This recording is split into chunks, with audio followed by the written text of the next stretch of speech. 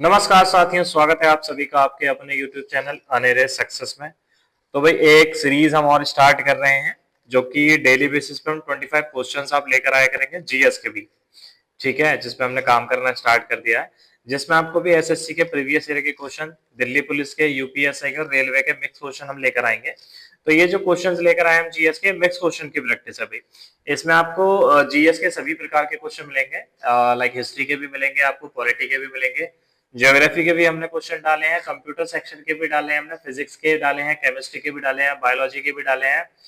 ठीक है, तो और स्टैटिक जी के भी हमने क्वेश्चन इसमें डाले हैं। ठीक है, जो हम डेली बेसिस पे लेकर आएंगे भाई। 25 क्वेश्चंस की सीरीज है जो डेली बेसिस पे आपको मिलेंगे। ठीक है, तो चलिए देर ना करते हुए स्टार्ट करते हैं वीडियो को। तो सबसे पहले क्वेश्चन की तरफ चलते हैं। सबसे पहला क्वेश्चन पूछा गया, निम्नलिखित में से कौन सा नृत्य मंदिरों को समर्पित है और इसे पहले किस नाम से जाना जाता था भाई? सदिर के नाम से भी जाना जाता था। ठीक है, मैं कलर चेंज कर लेता हूं ताकि आपको प्रॉब्लम ना आए किसी प्रकार की, इजीली आपको दिखे। ठीक है, अभी आपको दिख रहा होगा। तो पहले पे सदिर के नाम से जाना जाता था। तो पहले जो जाना जाता सदिर के नाम से वो है भरतनाट्यम। ठीक है, थोड़ा सा डिटेल्स हमने नीचे भी लिख दी है साथ साथ हमने। ठीक है, और लिखा है भाई सदिर जो है वो भरतनाट्यम का ही नाम है। इसकी उत्पत्ति कहां से हुई है भाई? तमिलनाडु। याद रखिएगा, भरतनाट्यम कहाँ का है? तमिलनाडु का है। यह एक एकल नृत्य है जो विशेष रूप से महिलाओं द्वारा किया जाता है। ठीक है, यह एक ऐसा नृत्य है जिसमें भाव राग रस और ताल भी शामिल है। भरतनाट्यम का संगीत जो है वो दक्षिण भारत की कर्नाटक प्रणाली से संबद्ध है। इसके अलावा भाई ये याद रखिए, कृष्ण अय्यर जो थे उन्होंने सबसे पहले सदिर नृत्य के लिए भरतनाट्यम शब्द गढ़ा था। मतलब पहले जो सदिर कहा जाता था, फिर बाद में इसका नाम चेंज करके क्या करते हैं? भरतनाट्यम कर दिया। किसने किया भाई? कृष्ण अय्यर ने। ठीक है, क्लियर है। दूसरे क्वेश्चन की तरफ हम चलते हैं। दूसरा क्वेश्चन है भाई, निम्नलिखित में से कौन सा हड़प्पा स्थल, ठीक है, कहां पर है? हरियाणा में भाई। हरियाणा का जो है भाई वो है राखीगढ़ी। ठीक है, ठीक है, चार ऑप्शन दिए हैं, कालीबंगा, लोथल, राखीगढ़ी और धौलावीरा। तो इनमें से राखीगढ़ी है वो हरियाणा से है। कालीबंगा की अगर हम बात करें तो भाई ये राजस्थान से है। ठीक है, कालीबंगा राजस्थान से है। लोथल और धौलावीरा, लोथल और ये जो धौलावीरा है, दोनों के दोनों ये कहां से है भाई? ये है गुजरात से। ठीक है, ये गुजरात से है दोनों के दोनों, और ये आपका राजस्थान से, जो मैंने आपको बताई दिया। क्लियर है। तो यहाँ पे नीचे हमने डिटेल्स भी लिख दी है। तो चलिए थर्ड क्वेश्चन की तरफ हम चलते हैं अभी। निम्नलिखित में से किस राजपूत शासक ने 1181 एडी में तराइन के प्रथम युद्ध, तराइन का प्रथम युद्ध पूछा भाई, मोहम्मद गौरी को हराया था? भाई किसने हराया था मोहम्मद गौरी को, ये हमसे पूछा, और वो कौन था? राजपूत शासक था। ठीक है, 1191 की बात हो रही है।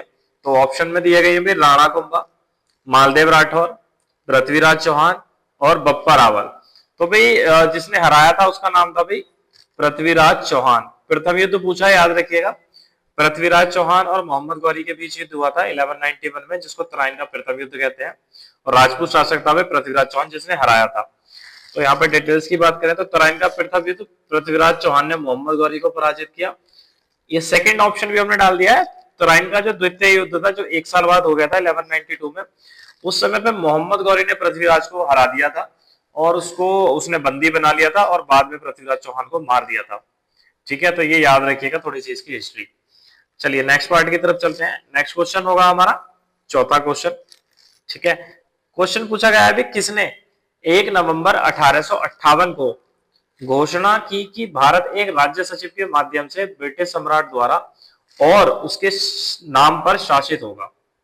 ठीक है, तो ऑप्शन की बात करें तो भी दिया है किंग लुइस, किंग फिलिप्स, रानी विक्टोरिया और महारानी एलिजाबेथ। तो एलिजाबेथ तो नहीं है भाई, वो तो अब तक महारानी नहीं थी। तो ये ऑप्शन जाते कर जाएगा भाई थर्ड वाला, रानी विक्टोरिया। रानी विक्टोरिया ने भाई, ये महारानी विक्टोरिया ने 1 नवंबर 1858 को घोषणा की कि भारत एक राज्य सचिव के माध्यम से ब्रिटिश सम्राट द्वारा और उसके नाम पर शासित होगा। ये किसने करी थी भाई अनाउंसमेंट? महारानी विक्टोरिया ने। ठीक है, पांचवें क्वेश्चन की तरफ चलते हैं। पांचवा क्वेश्चन भी बाय मिस्टेक हमसे सेम डल गया है, तो नेक्स्ट छठे क्वेश्चन की तरफ चलते हैं। छठा क्वेश्चन है, निम्नलिखित में से कौन भारतीय संविधान की संघीय विशेषता नहीं है? ध्यान रखिएगा, पूछा क्या हमसे? नहीं है। एक मिनट।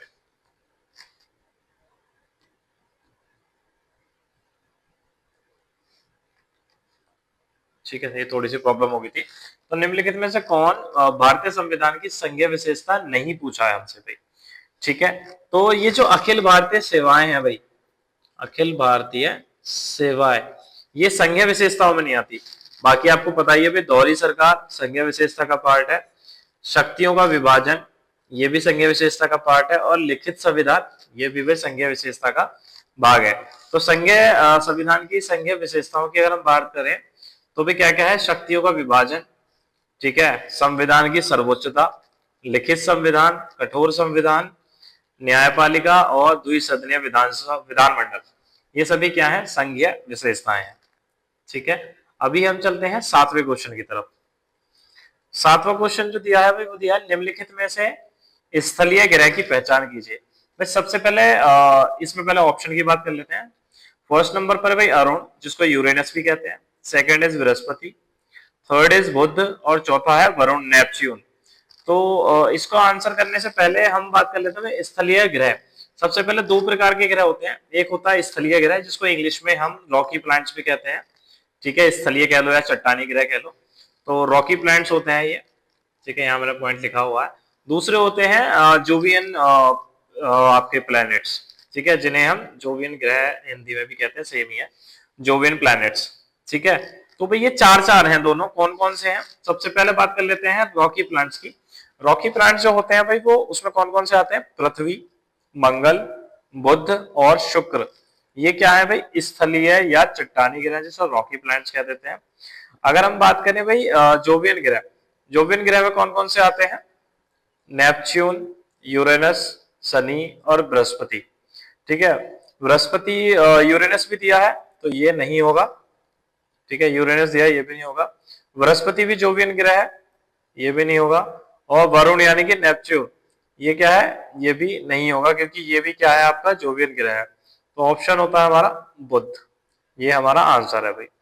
ठीक है, इसके अलावा एक छोटे सा हम थोड़ा सा और इसमें डिटेल बात कर लेते हैं। सूर्य से दूरी की क्रम में अगर हम बात करें तो सूर्य से भी कौन कौन दूर है, तो बुध सबसे दूर है, फिर शुक्र, फिर पृथ्वी, फिर मंगल, फिर बृहस्पति, फिर शनि, यूरेनस और नेपच्यून। ये सीक्वेंस में भी थोड़ा सा याद रखिएगा, आपको काम आएंगे। और ये चीज और बताता हूँ, ये सभी क्वेश्चन भाई पूछे गए हैं भाई, ये देखिए एसएससी सीएचएसएल के उसमें पूछा गया है ये क्वेश्चन, तो ये याद रखिएगा। ठीक है, देर ना करते हुए 8वें क्वेश्चन की तरफ चलते हैं। अब हम 8वां क्वेश्चन क्या है, आमतौर पर किस आर्थिक सूचकांक में वर्षों की श्रृंखला के किस वर्ष को आधार वर्ष कहा जाता है। ठीक है, आधार वर्ष जो कहा जाता है, इसमें चार ऑप्शन हमारे पास है, प्रथम वर्ष, 10वां वर्ष, 20वां वर्ष या पिछले साल, ये ऑप्शन है। और ये पूछा गया है एसएससी सीएचएसएल में। इसका जो हमारा आंसर है वो है प्रथम वर्ष। ठीक है, प्रथम वर्ष। अब बात कर लेते हैं आर्थिक वर्ष, किसी आर्थिक या वित्तीय सूचकांकों में वर्षों की श्रृंखला का पहला वर्ष होता है। ठीक है, प्रथम वर्ष या पहला वर्ष होता है। आधार वर्ष का सूचकांक मूल्य यानी कि इंडेक्स वैल्यू पारंपरिक रूप से 100 के बराबर होता है। ठीक है, अगर हम बात करें सकल घरेलू उत्पाद का जो वर्तमान आधार वर्ष है वही 2011 और 12 है। ठीक है, ये आप सबको पता होगा, बाकी ये याद रखिएगा। ठीक है, नेक्स्ट क्वेश्चन की तरफ चलते हैं अब, जो कि 9वां क्वेश्चन हमारा होगा। 9वां क्वेश्चन है भाई जो कि फिजिक्स का है, बाथरूम के शीशे और झील पर होने वाले परावर्तन, ठीक है, रिफ्लेक्शन, और चश्मे पर पड़ने वाली चमक किस प्रकार के परिवर्तन के कारण होती है। ठीक है, बाथरूम के शीशे और झील पर होने वाला परावर्तन और चश्मे पर पड़ने वाली चमक किस प्रकार के परिवर्तन के कारण होती है। सीएचएसएल में क्वेश्चन पूछा गया है। तो ये जो होता है भाई, इसमें चार ऑप्शन है हमारे पास। एकाधिक परावर्तन, जिसको मल्टीपल परावर्तन कह देते हैं, मल्टीपल रिफ्लेक्शन। सेकंड इज परावर्तन, चमकदार परावर्तन और विसरित परावर्तन। तो इसका जो आंसर है भाई वो है हमारा परावर्तक रिफ्लेक्शन। ठीक है, परावर्तन। ठीक है, परावर्तन, ये याद रखिएगा। तो भाई स्पेकुलर रिफ्लेक्शन जो होता है, जिसको हम परावर्तन भी कहते हैं, को एक चिकनी सतह से एक निश्चित कोण पर परावर्तित प्रकाश के रूप में परिभाषित किया जाता है, जैसे बाथरूम दर्पण पर प्रतिबिंब। ठीक है, ये इस तरह से रिफ्लेक्ट होता है, याद रखिएगा। ठीक है, जो हमने क्वेश्चन दिया इस तरह से, है ना। नेक्स्ट इज विसरित परावर्तन कौन सा होता है, जिसे आप डिफ्यूज रिफ्लेक्शन भी कहते हैं। खुरदरी सतहों से उत्पन्न होता है जो समाचार पत्र पढ़ने की तरह सभी दिशाओं में प्रकाश को परावर्तित करते हैं। ठीक है, जो न्यूज़पेपर हम पढ़ते हैं। द नेक्स्ट इज एकाधिक परावर्तन। एकाधिक यानी कि मल्टीपल रिफ्लेक्शन क्या होते हैं? जब हम दो दर्पण लेते हैं और जब हम दो दर्पण लेते हैं तो प्रकाश का एक स्रोत कई बार प्रतिबिंब होता है। जैसे नाई की दुकान में हम दो दर्पणों के कई प्रतिबिंबों का उपयोग करके सिर के पीछे देखते हैं। ये देखा होगा, मैं भी करता हूँ कितनी बार, आपने भी किया होगा। ठीक है, तो याद रखिए वो एकाधिक परावर्तन होता है, मल्टीपल रिफ्रैक्शन होता है। जैसे एक शीशा देखा, शीशे से शीशे करके आपको डबल दिखाई देता है, जिसमें बैक साइड दिख जाती है आपको। ठीक है, चलिए 10वें क्वेश्चन की तरफ हम चलते हैं। अभी 10वां क्वेश्चन है, पदार्थ की निम्नलिखित में से किस अवस्था को बॉस आइंस्टीन संघनन के नाम से भी जाना जाता है? बॉस आइंस्टीन संघनन, इसकी बात हो रही है। सबसे पहला है दूसरी, तीसरी, चौथी और पांचवी। ठीक है, इसकी हम बात करें तो भाई बॉस आइंस्टीन के संघनन को किस नाम से आता है? पांचवी अवस्था के रूप में भी जाना जाता है। तो पदार्थ की अवस्थाएं पूछे हैं। पदार्थ के सबसे पहले 5 चरण होते हैं। ठीक है, एज पर बॉस आइंस्टीन संघनन। ठीक है, इस नाम से भी जाना जाता है पदार्थ की अवस्था को। और पदार्थ की 5वीं अवस्था को बॉस आइंस्टीन संघनन के नाम से जाना था, याद रखिएगा। तो पदार्थ की 4 प्रकार की अवस्थाएं होती हैं। कौन कौन सी? आपका ठोस, तरल, गैस और प्लाज्मा। जो 5वीं अवस्था है वो मानव निर्मित बॉस आइंस्टीन संघनन है। उस 5वीं अवस्था को ही क्या कहते हैं? बॉस आइंस्टीन संघनन कहते हैं। तो ये पांचों याद रखिएगा। ठीक है, बाकी प्राकृतिक अवस्था 4 है। कौन कौन सी? ठोस, तरल, गैस और प्लाज्मा। और मानव निर्मित जो है उसको बॉस आइंस्टीन संघनन कहते हैं। ये थोड़ा सा याद रखिएगा। एसएससी एमटीएस के कुछ पूछा गया है क्वेश्चन, कभी आप सोचिए क्वेश्चन ऐसे होते हैं। ठीक है, 11वें क्वेश्चन की तरफ अभी हम चलते हैं। 11वां क्वेश्चन है भाई, सोलेनम लाइकोपर्सिकम एल निम्नलिखित में से किस अत्यधिक खपत वाली सब्जियों का वैज्ञानिक नाम है? ठीक है भाई, ये जो नाम है सोलेनम लाइकोपर्सिकम एल, ये भाई टमाटर का नाम है। किसका नाम है? टमाटर का नाम है। अब हम बात कर लेते हैं आलू की। भाई आलू का जो प्राकृतिक नाम है, जो सॉरी वैज्ञानिक नाम है, वो है सोलेनम ट्यूबरोसम। ठीक है, सोलेनम ट्यूबरोसम है। प्याज की अगर हम बात करें तो एलियम सेपा, ये प्राकृतिक नाम है, सॉरी वैज्ञानिक नाम है। लहसुन की बात करें तो एलियम सेटिवम, ये इसका वैज्ञानिक नाम है। ठीक है, आई होप ये आपको समझ में आए होंगे। अभी हम बात करते हैं 12वें क्वेश्चन की तरफ। 12वां क्वेश्चन है भाई, डैश डैश ने अपनी पत्नी, जो खुद एक नर्तकी भी है, और बेटे के साथ 1993 में सृजन का निर्माण किया था भाई। ठीक है, वो भाई इकलौते हैं। इसमें ऑप्शन वैसे मैं आपको बता देता हूँ। पंकज चरण दास, केलू चरण महापात्र, रघुनाथ दत्ता, देवा प्रसाद दास। भाई ये कोई और नहीं, सर्जन जो लेकर सर्जन का निर्माण जिसने किया था वो एक वन एंड ओनली है, केलू चंद्र महापात्र। ठीक है, केलू चंद्र महापात्र ने अपनी पत्नी, जो एक नर्तकी है, और उनके बेटे ने 1993 में सर्जन का निर्माण किया। वह ओडिसी नृत्य के प्रतिपादक हैं। ठीक है, याद रखिएगा। उन्होंने ओडिसी शैली में भाई पंचपुष्पा, कृष्ण गाथा, गीता गोविंदा, उर्वशी, कृष्ण लीला, सखी गोपाल, कोणार्क और श्री क्षेत्र सहित कई नृत्य नाटकों को कोरियोग्राफ किया है भाई। ठीक है, याद रखिएगा, क्वेश्चन इंपोर्टेंट क्वेश्चन है। केलूचरण महापात्रा के क्वेश्चन सबसे ज्यादा पूछे जाते हैं भाई पेपर के अंदर। एसएससी सीएचएस में क्वेश्चन पूछा गया है। चलिए 13वें क्वेश्चन की तरफ अभी हम चलते हैं। पूछा है भाई, किसी टेस्ट मैच में पहले ही सत्र में शतक लगाने वाले भारत का पहला क्रिकेटर निम्न में से कौन बना है भाई? ये हमसे पूछा, ये कोई और नहीं है भाई, शिखर धवन है। ठीक है, याद रखिएगा, Shikhar Dhawan, one and only. ठीक है, इन्होंने क्या किया था भाई? 14 जून 2018 को अफगानिस्तान के खिलाफ वह छठे बल्लेबाज बने और भारत के लिए टेस्ट के पहले दिन लंच से पहले शतक बनाने वाले पहले बल्लेबाज बने। कौन भाई? शिखर धवन। ठीक है, तो ये क्वेश्चन याद रखिएगा। 14वें क्वेश्चन की तरफ हम चलते हैं। पूछा है भाई, बौद्ध स्थल वैशाली और नालंदा, कौन कौन सी जगह बौद्ध स्थल है भाई? वैशाली और नालंदा निम्नलिखित में से किस राज्य में? पूछा है भाई। ठीक है, आपके ऑप्शन है भाई छत्तीसगढ़, बिहार, तेलंगाना और उड़ीसा। ये भाई ऑलमोस्ट सबको पता होगा। ठीक है, इसका आंसर भाई बिहार है।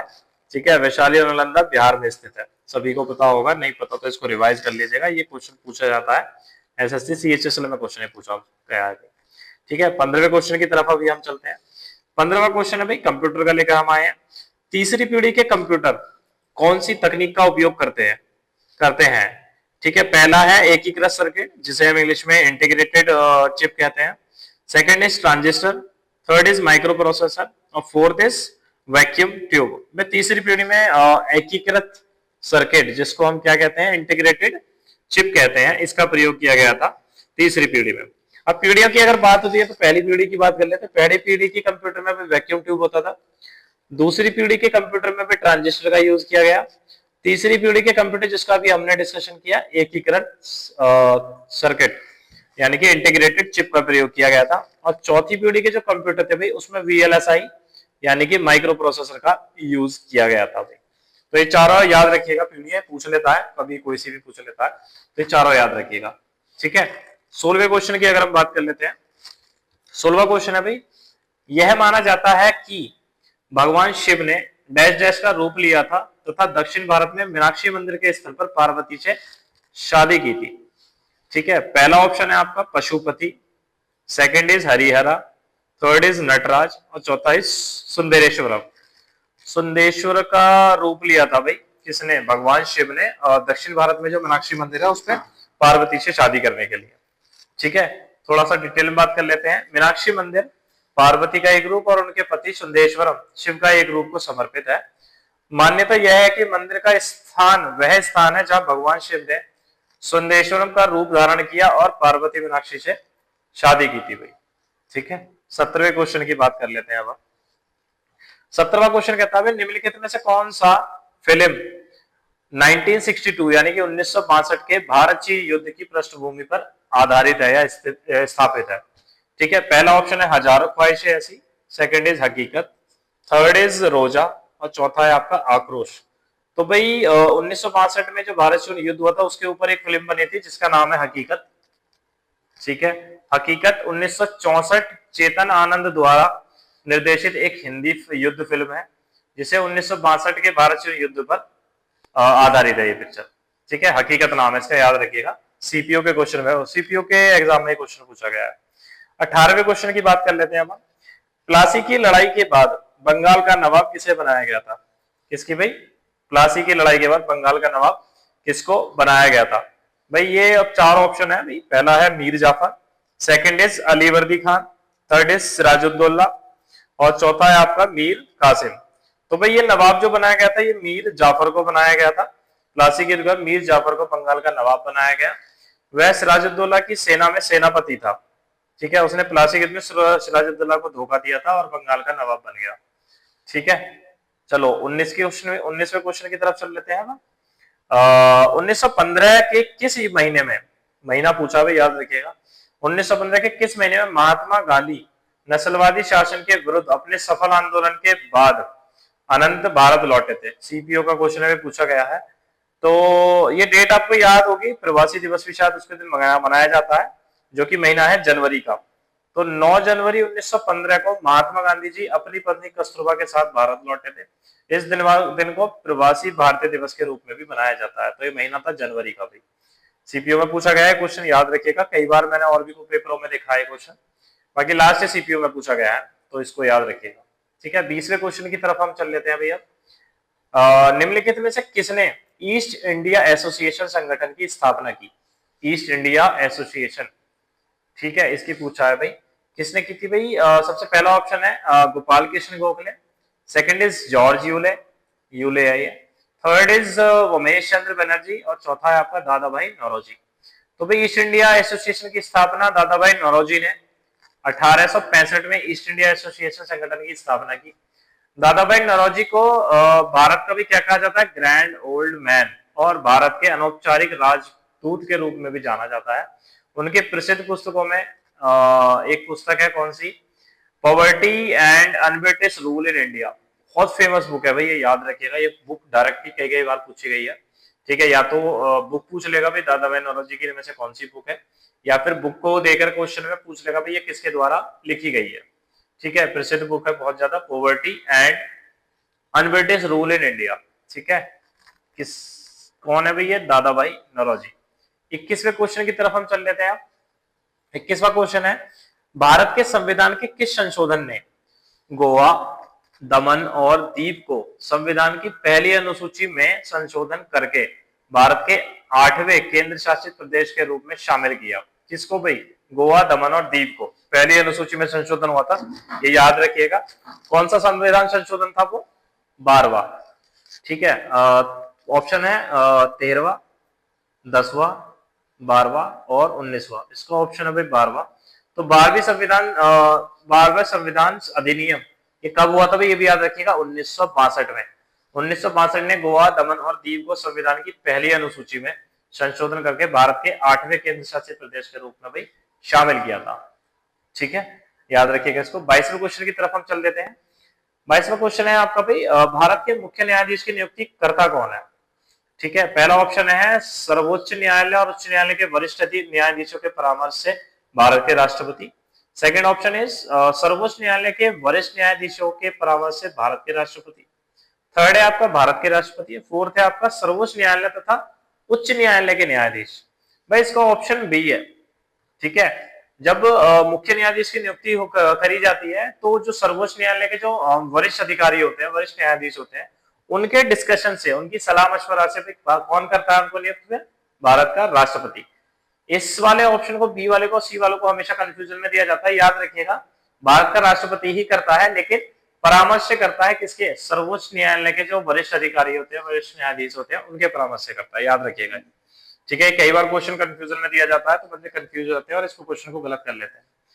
ठीक है, बताया जैसे कि भारत के राष्ट्रपति के द्वारा नियुक्ति की जाती है इसकी। सर्वोच्च न्यायालय के वरिष्ठ न्यायाधीशों को पद धारण करने के लिए उपयुक्त माना जाता है, उन्हें भारत के मुख्य न्यायाधीश के रूप में नियुक्त किया जाता है। ठीक है, भारत के अगले मुख्य न्यायाधीश की नियुक्ति के लिए भारत के निवर्तमान मुख्य न्यायाधीश की सिफारिशें मांगी जाती हैं, जो करंट में वर्किंग होते हैं ऑलरेडी। ठीक है, उनसे मांगा जाता है भाई अगला कौन बनेगा, तो याद रखिएगा।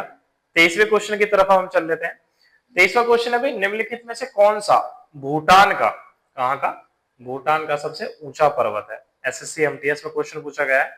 आपके ऑप्शन है Gangkhar Puensum, second is Kula Kangri, third is Jomolhari और चौथा है आपका गिपमोची। ठीक है, तो भूटान का सबसे ऊंचा पर्वत है भाई गंगखर प्यूनसम। ठीक है, इसकी जो हाइट की बात करें तो 7570 मीटर है, 7570 मीटर है इसकी। ये भूटान का सबसे ऊंचा पर्वत है। भूटान की राजधानी की बात करें तो भाई थिम्पू, कितनी बार पूछी जाती है थिम्पू। भूटान की राजधानी क्या है? थिम्पू है। और यहाँ की मुद्रा की अगर हम बात करें तो उसका नाम है नगुल-ट्रम। ये कई बार पूछी गई भाई नगुल-ट्रम, क्योंकि थोड़ी टफ होती है, इसलिए एसएससी पूछ लेता है। बाकी क्वेश्चन एसएससी एमटीएस में पूछा गया है। तो चलिए अब हम बात कर लेते हैं 24वें क्वेश्चन से। 24वें क्वेश्चन की अगर हम बात करें तो पूछा गया है भाई, निम्नलिखित में से कौन भारत और विश्व का, भारत और विश्व दोनों, भारत का भी और विश्व का भी एकमात्र तैरता हुआ राष्ट्रीय उद्यान है? ये सबको पता होगा, फिर भी मैं ऑप्शन आपको बता देता हूँ। गुगामाल राष्ट्रीय उद्यान, नागौर होल राष्ट्रीय उद्यान, केबुल लामजाओ राष्ट्रीय उद्यान और है बल्पक्रम राष्ट्रीय उद्यान। तो भाई एकमात्र यह विश्व का भी और भारत का तैरता हुआ वो है केबुल लामजाओ राष्ट्रीय उद्यान। ठीक है, केबुल लामजाओ राष्ट्रीय उद्यान तो भारत और दुनिया का एकमात्र तैरता हुआ राष्ट्रीय उद्यान है। यह कहां पर स्थित है भाई? मणिपुर में। मणिपुर के विष्णुपुर जिले में लोकटक झील में, याद रखिएगा, कौन पूछ लेता कई बार, कहां पर है? मणिपुर में है। किस झील में स्थित है? लोकटक झील में स्थित है। ठीक है, इसके अलावा गुगामाल राष्ट्रीय उद्यान जो है भाई अमरावती महाराष्ट्र में स्थित है, याद रखिएगा, महाराष्ट्र में स्थित है। ठीक है, महाराष्ट्र में। इसके अलावा ये जो है नागरहोल राष्ट्रीय उद्यान जो है कर्नाटक के मैसूर में है, ये कर्नाटक के मैसूर में है। इसके अलावा जो लास्ट बचा कौन सा, बल्पक्रम राष्ट्रीय उद्यान जो है वो मेघालय में गारो हिल्स के स्थित है। कहाँ पे है ये? मेघालय में। ठीक है, मेघालय में भी कहाँ पे? गारो हिल्स के दक्षिण में स्थित है, साउथ वाले एरिया में। ठीक है, चलिए 25वें क्वेश्चन की हम बात कर लेते हैं। 25वां क्वेश्चन है और लास्ट क्वेश्चन है हमारा।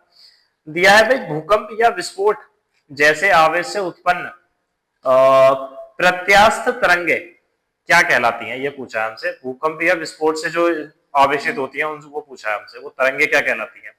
ऑप्शन है आपका पहला भूकंपीय तरंग, सेकेंड ऑप्शन है विवर्तनिक विस्थापन, थर्ड है आपका ध्वनि तरंग और चौथा है आपका उपपरिकेंद्र।